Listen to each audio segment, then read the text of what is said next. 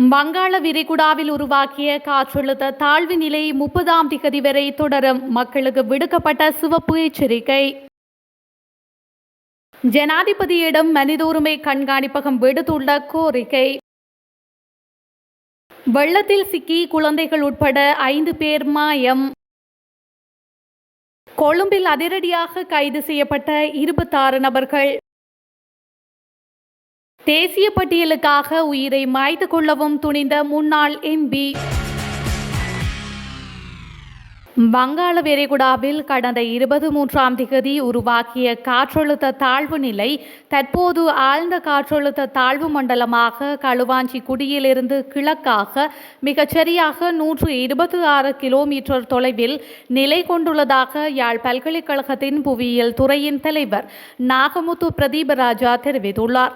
இது தொடர்பில் அவர் மேலும் குறிப்பிடுகையில், இந்த காற்றழுத்தம் நாளை காலை புயலாக மாற்றம் பெறும். இது தற்பொழுது மணிக்கு 8 கிலோமீட்டர் வேகத்தில் வடக்கு நோக்கி நகர்ந்து வருகின்றது. வடக்கு மற்றும் கிழக்கு மாகாணத்தின் பல பகுதிகளுக்கும் தற்பொழுது கிடைக்கும் கனமழை 30ஆம் திகதி வரை தொடரும் வாய்ப்புள்ளது. அம்பாறை மாவட்டத்திற்கு நாளை முதல் மழை படிப்படியாக குறைவடையும்.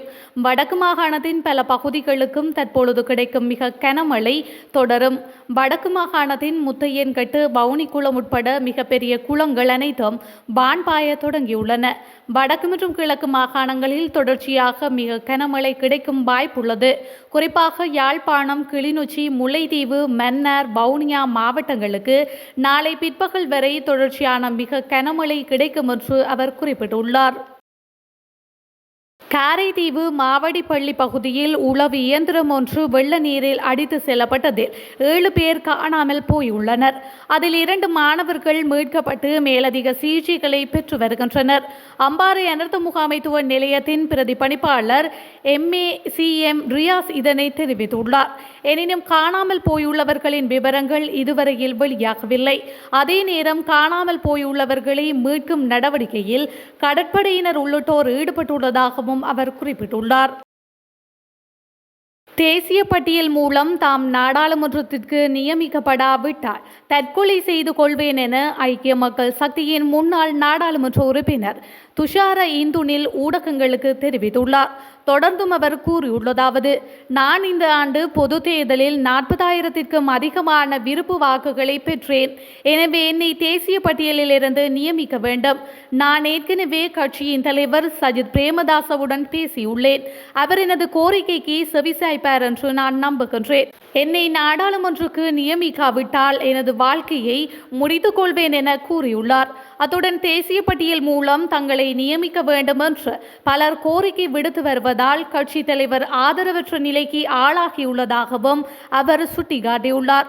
மேலும் கட்சி தலைவர் அளித்த வாக்குறுதிகளின்படி தனக்கும் தேசிய பட்டியலில் இடம் கிடைக்க வேண்டும் என முன்னாள் நாடாளுமன்ற உறுப்பினர் சுஜீவ சேனசிங்க தெரிவித்துள்ளார். தன்னை கண்டியில் இருந்து தேர்தலில் போட்டியிட வேண்டாம் என்று கேட்டுக் கொள்ளப்பட்டதாகவும் கட்சி தலைமை என்னை தேசிய பட்டியலில் இருந்து நியமிப்பதாக உறுதியளித்ததாகவும் தேசிய பட்டியலில் இருந்து நியமிக்கப்படுவதற்கு தான் தகுதியானவன் என அவர் மேலும் குறிப்பிட்டுள்ளார். தேர்தல் பிரசாரங்களில் வழங்கிய உறுதிமொழிகளை நிறைவேற்றுவதன் மூலமும் நாட்டின் பல மனித உரிமைகள் பிரச்சினைகளுக்கு இலங்கையின் புதிய ஜனாதிபதி அனுரகுமார திசாநாயக்க தீர்வு காண வேண்டும் என மனித உரிமை கண்காணிப்பகம் வலியுறுத்தியுள்ளது. தனது தேர்தல் விஞ்ஞாபனத்தில் பயங்கரவாத தடை சட்டத்தை நீக்குவதற்கும் இணையவழி பாதுகாப்பு சட்டத்தின் தவறான விதிகளை அகற்றுவதற்கும் சட்டமாதிபர் அலுவலகத்திலிருந்து தனியான பொது வழக்குகள் இயக்குநரகத்தை ஸ்தாபிப்பதற்கும் ஊழலுக்கு எதிராக தீவிரமாக போராடுவதற்கும் அனுரகுமார உறுதியளித்ததாக மனித உரிமைகள் கண்காணிப்பகம் தெரிவித்துள்ளது. இதில் உயிர்த்த ஞாயிறு குண்டுவெடிப்புகள் மற்றும் பிற அடையாள குற்றங்கள் குறித்து அவரது அரசாங்கம் புதுப்பிக்கப்பட்ட விசாரணை அறிவித்துள்ளது. அதேபோன்று உள்நாட்டு போரின் போது இடம்பெற்ற கடுமையான மனித உரிமை மீறல்களுக்கு தீர்வு காண்பதில் முன்னைய நிர்வாகங்களின் தோல்விகளை அனுரகுமாரவின் அரசாங்கம் மாற்றியமைக்க வேண்டும் என்று மனித உரிமைகள் கண்காணிப்பகம் கேட்டுள்ளது. அந்த வகையில் நாட்டை நீண்ட காலமாக பிளவுபடுத்திய சிறுபான்மை சமூகங்களுக்கு எதிரான பாகுபாடுகளை சகித்துக் கொள்வது உட்பட மனித உரிமைகள் பிரச்சினைகளின் கடினமான பட்டியலை ஜனாதிபதி திசாநாயக்க எதிர்கொள்வதாக மனித உரிமைகள் கண்காணிப்பகத்தின் துணை ஆசிய இயக்குனர் மீனாட்சி கங்குலி கூறியுள்ளார். நாட்டில் நிலவும் சீரற்ற காலநிலையால் ஏற்படும் அனர்த்தங்கள் தொடர்பில் உடனடியாக அறிவிப்பதற்கு காவல்துறை தலைமையகத்தில் 24 மணி நேர விசேட செயற்பாட்டு மையம் ஒன்று நிறுவப்பட்டுள்ளது. சுகாதார நிலையங்கள், விபத்துக்கள் மற்றும் உதவி பொருட்கள் உள்ளிட்டவை தொடர்பாக காவல்துறையினருக்கு தகவல் தெரிவிக்கும் வகையில் இந்த சேவை முன்னெடுக்கப்பட உள்ளது. அதன்படி பின்வரும் தொலைபேசி எண்கள் மற்றும் மின்னஞ்சல் முகவரி மூலம் காவல்துறை தலைமையகத்தை மக்கள் தொடர்பு கொள்ள முடியும் என அறிவிக்கப்பட்டுள்ளது. தொலைபேசி எண்களாக 0112027148 மற்றும் 0112472757 மற்றும் 0112430912 மற்றும் 01121301 போன்ற தொலைபேசி இலக்கங்களும் மின்னஞ்சல் முகவரியான disaster.ops@police.gov.lk போன்ற மின்னஞ்சல் முகவரி மூலமும் தொடர்பு கொள்ள முடியும் என அறிவிக்கப்பட்டுள்ளது. மத்திய வங்கியின் முன்னாள் ஆளுநர் அர்ஜுன மகேந்திரனை 2025 பிப்ரவரி 25 நீதிமன்றில் முன்னிலையாகுமாறு கொழும்பு பிரதான நீதவான் நீதிமன்றம் இன்று அறிவித்தல் அனுப்பியுள்ளது.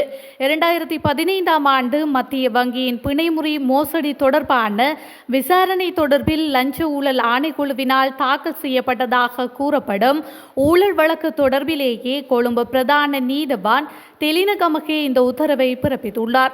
ஏற்கனவே அர்ஜுன மகேந்திரனை கைது செய்யுமாறு 3 நீதிபதிகளை கொண்ட கொழும்பு நிரந்தர ட்ரையல் அல்ஃபார் அமர்வு இன்டர்போல் மூலம் பிடியாணையை பிறப்பித்துள்ளது.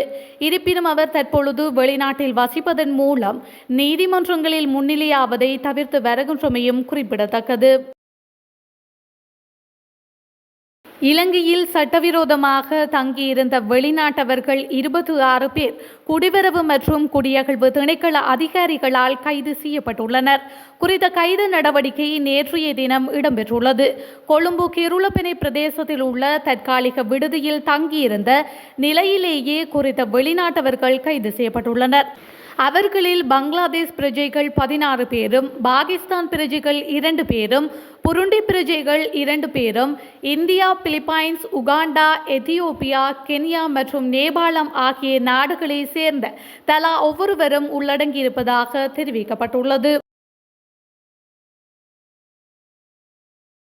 மின்சார கட்டண திருத்தம் தொடர்பில் அண்மையில் வெளியான தகவல்கள் முற்றிலும் பிழையானவை என இலங்கை மின்சார சபை தெரிவித்துள்ளது. இலங்கை மின்சார சபை இது தொடர்பில் அதிகாரப்பூர்வ அறிக்கையொன்றை வெளியிட்டுள்ளது. அதன்படி எதிர்வரும் 2025 ஆண்டுக்கான மின்சார கட்டண திருத்தம் தொடர்பில் எதிர்வரும் டிசம்பர் மாதம் 6ஆம் தேதிக்கு முன்னதாக அறிவிக்கப்படும் என சுட்டிக்காட்டப்பட்டுள்ளது. மின்சார கட்டணங்களை 6 முதல் 11% வரையில் குறைப்பது தொடர்பில் முன்வைத்த யோசனையை பொதுமக்கள் பயன்பாட்டு ஆணைக்குழு நிராகரித்துள்ளதாக தெரிவித்துள்ளது. மேலும் காலாண்டு பகுதிகளுக்கான செலவுகள் மற்றும் வருமானங்கள் உள்ளிட்ட காரணிகளை கருத்தில் கொண்டு மின்சார கட்டண திருத்தம் தொடர்பான யோசனை முன்வைக்கப்படும் என சுட்டிக்காட்டப்பட்டுள்ளது.